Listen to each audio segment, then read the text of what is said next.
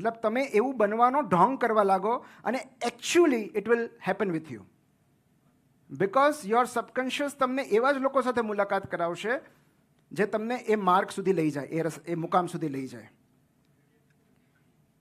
પણ જો એનો this is called visualisation technique, અને એટલે જ તમે કોઈ પણ એથ્લીટનું માઇન્ડસેટ જુઓ, they will use this technique very well, કે હું ટ્રોફી મારા હાથમાં જોઉં છું.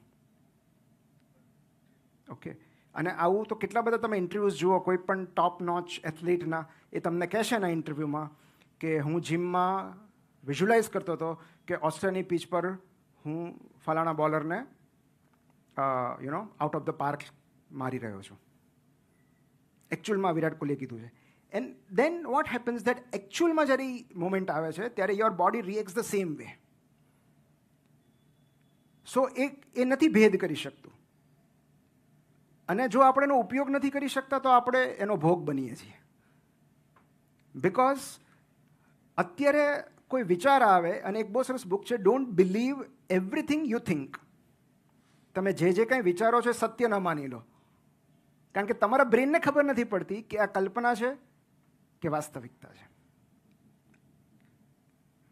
સો એ કારણથી જેટલા થ્રેટ્સ છે એને આપણે એકચ્યુઅલ થ્રેટ્સ માની લઈએ છીએ, અને એટલે આ હૃદયના ધબકારા વધવા, પેરીફેરી મતલબ એક્સ્ટ્રીમિટીઝ ઠંડી પડી જવી, હાથ પગ ઠંડા પડી જવા, પરસેવો થઈ જવો, પ્યુપિલ્સ ડાયલેટ થઈ જવા, મસલ્સ કોન્ટ્રાક્ટ થઈ જવા, these are all signs of stress. અને there is a reason for this, જેને કહેવાય એડ્રેનાલિન. એડ્રેનાલિન નામ તો તમે સાંભળ્યું હશે. ઓકે, હવે જો આમાં એવું કહેવાય કે લવ હોર્મોન ડોપામિન છે ને ઓક્સિટોસિન છે ને બધું, પણ કોલેજમાં પહેલી કિસ વખતે જે થાય ને એને એડ્રેનાલિન કહેવાય. બરાબર, it is fight or flight reaction, કે ક્યાં ભાગવું પડશે.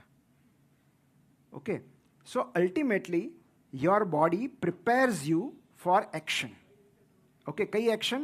આઈધર ફાઇટ ઓર ફ્લાઇટ, કાં તો લડો કાં તો ભાગી જાઓ.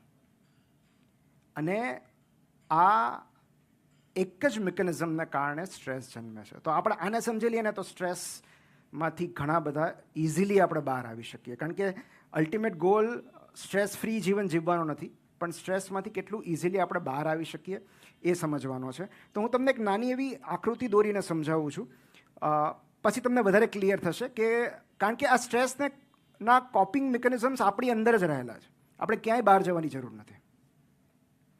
ઇટ ઇઝ વેરી મચ, આ બોડી એટલી સરસ રીતે ઇક્વિપ્ડ છે ને કે બધું આની અંદર જ છે, પણ આપણને એનું મેન્યુઅલ ખબર નથી, કે ટૂલ્સ ખબર નથી, કે કઈ સ્વિચ દબાવવાની કે જેથી આ સ્ટ્રેસ મિકેનિઝમ મતલબ બંધ થઈ જાય, એને સ્વિચ ઓફ કઈ રીતે કરવું.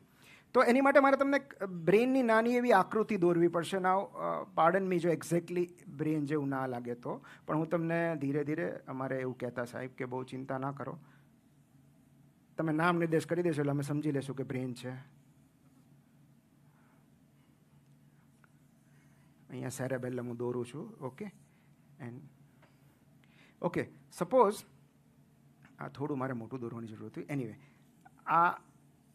ઓકે, આ સાઇડ વ્યૂ છે બ્રેનનો. Okay, now there is one small area of brain here, જે આપણા બધાના સ્ટ્રેસનું પ્રમુખ કારણ છે. જે એરિયાનું નામ છે, કોઈ ડૉક્ટર કહે છે? Amygdala. Yes. Okay, so AMYG,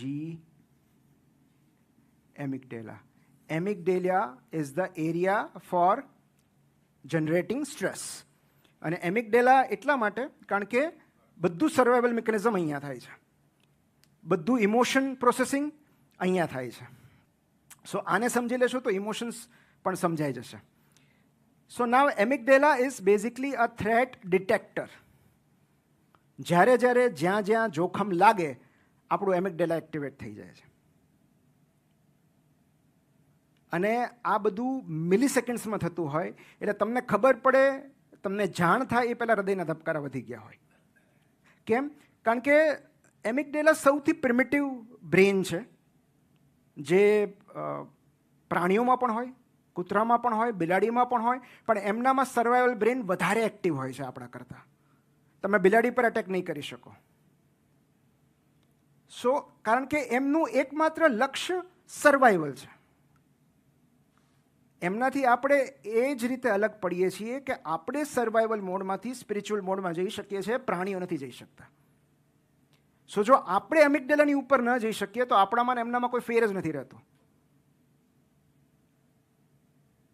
તો એમિગડેલા જે છે એ વેરી પ્રિમિટિવ, જે આપણને જીવતા રાખે છે. મતલબ જીવતા રાખે છે એટલે constantly it is looking for threat, કે ક્યાંથી જોખમ છે, કોણ મારું ખરાબ બોલે છે, કોણ મારી નિંદા કરે છે, કોણ મને ટ્રોલ કરે છે, કોણ મારી પોસ્ટ પર નેગેટિવ કમેન્ટ કરે છે, કોણ ક્રિટિસાઇઝ કરે છે, કોણ ડિસરિસ્પેક્ટ કરે છે. તો આ બધું કામ એમિગડેલા. એકચ્યુઅલી જ્યારે ફ્લાઇટમાં જતા હો ને ટર્બ્યુલન્સ આવે, સૌથી પહેલાં એમિગડેલા એક્ટિવેટ થાય છે. દેર is a stress.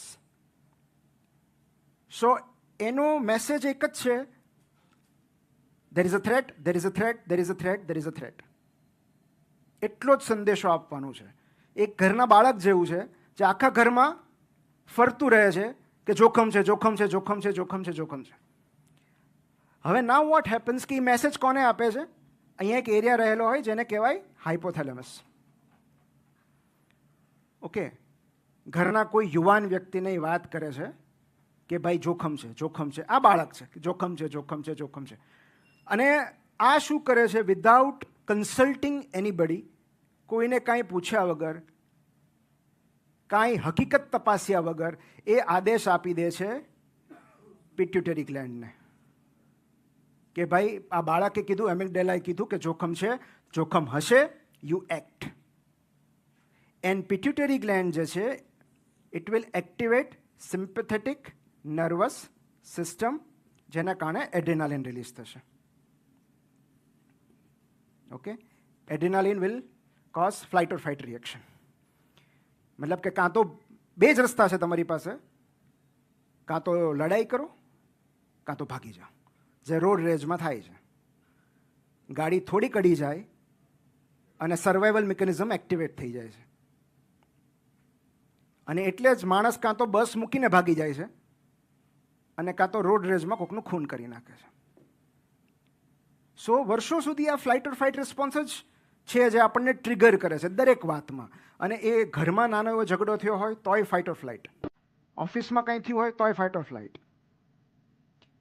So this is a basic survival mechanism કે જેમાંથી આપણે જલ્દી નીકળી નથી શકતા. Now there is a third response, કે દરેક વખતે ફ્લાઇટ ઓર ફાઇટ જરૂરી નથી. There is a third response in survival mechanism, freeze. મતલબ તમે થીજી જાઓ રિસ્પોન્સ. પણ આ એસએનએસ જે છે, સિમ્પેથેટિક નર્વસ, આ હું તમને એટલા માટે કહું છું કારણ કે આનું મેનેજમેન્ટ સમજવું ઇઝી પડશે કે કઈ રીતે આને કાઉન્ટર કરવું સ્ટ્રેસને. તો સિમ્પેથેટિક નર્વસ સિસ્ટમ છે એ આપણને સ્ટ્રેસ માટે પ્રિપેર કરે છે, આપણા બોડીને પ્રિપેર કરે છે. It will release adrenaline. કિડનીની ઉપર એક નાની એવી ગ્રંથિ આવેલી હોય જેને એડ્રેનલ ગ્લેન્ડ્સ કહેવાય, અને એ એડ્રેનલના બે ભાગ હોય, કોર્ટેક્સ અને મેડ્યુલા. તો મેડ્યુલામાંથી એ રિલીઝ કરશે એડ્રેનાલિન. ઓકે, અને એડ્રેનાલિન એટલે જે તમને થ્રિલ આવે છે 120ની સ્પીડે ચલાવવાથી, અથવા જે એડવેન્ચરસ સ્પોર્ટ્સમાં જે થ્રિલ આવે છે એ એડ્રેનાલિન રશ છે. કારણ કે જ્યારે એડ્રેનાલિન રશ હોય છે ત્યારે તમે પ્રેઝન્ટ મોમેન્ટમાં આવી જાઓ છો. ઓકે, સો કેટલીક વાર લોકો એટલે પણ જોખમ લેતા હોય છે. આ એડવેન્ચરસ સ્પોર્ટ્સમાં કેમ લોકોને મજા આવે છે? એ તમને વર્તમાન ક્ષણ સાથે એન્કર્ડ રાખે છે. તો તમે એકચ્યુઅલ ફ્લાઇટ ઓર ફાઇટ મોડમાં આવી ગયા. ઓકે, હવે ટૂંક સમયમાં એ સ્ટ્રેસ જતો નથી, બિકોઝ સાયકોલોજીકલ છે એટલે તાત્કાલિક તો જવાનો નથી. હવે તમારી પાછળ કોઈક પડ્યું હોય તો તમે એક એનિમલ ઇન્સ્ટિંક્ટ તમે નોટિસ કરજો કે સપોઝ એક કૂતરાની પાછળ બીજું કૂતરું પડ્યું છે. Okay, and there is a stress. એક જગ્યાએ પહોંચી જાય છે, પછી પેલું કૂતરું ક્યાંક ચાલ્યું જાય છે, અને વિધિન 5 to 10 મિનિટ્સ આ કૂતરું શાંતિથી સૂઈ જશે. ઓકે, ઓલો જે સ્ટ્રેસ છે જૂનો, હવે એના પર હવે એકદમ પીસફુલ મોડમાં આવી ગયું છે. જેની પાસે પેટ ડોગ હશે એમને ખ્યાલ હશે કે સપોઝ એ સ્ટ્રેસમાં આવી જાય પછી બહુ જલ્દી એમાંથી બહાર નીકળી જાય છે, કારણ કે દેર is a very short about of hormone spike, and then everything is fine. પણ હ્યુમન્સમાં એવું નથી થતું કારણ કે સાયકોલોજીકલ થ્રેટ્સ છે.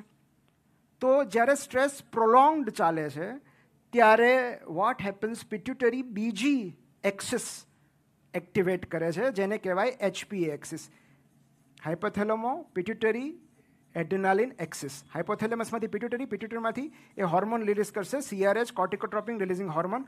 અને અગેન એ જે ગ્લેન્ડ હોય ત્રિકોણ આકારની કિડનીની ઉપર, એમાંથી સ્ટેરોઇડ્સ રિલીઝ કરશે, કોર્ટિકોસ્ટેરોઇડ્સ ઓર કોર્ટિઝોલ, સ્ટ્રેસ હોર્મોન, જેને આપણે કોર્ટિઝોલ કહીએ, સ્ટ્રેસ હોર્મોન.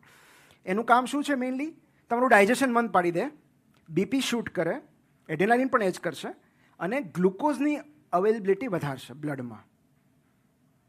અને એટલે પ્રોલોંગ સ્ટ્રેસ હોય તો એટલે ડાયાબિટીસનું જોખમ વધી જાય. તો કોર્ટિઝોલ છે એ અગેન એવું વિચારશે કે અત્યારે તો તમારે લડવાનું છે કાં ભાગવાનું છે, તો તમારી પાસે ડાયજેશન કરવાનો સમય જ નથી, તો ડાયજેશનને અત્યારે થોડી વાર આપણે હાઇબરનેશનમાં મૂકી દઈએ. તમને વધારે શુગરની જરૂર પડશે તો હું એક કામ કરું છું, તમારા બ્લડમાં ખૂબ બધી શુગર નાખી દઉં છું.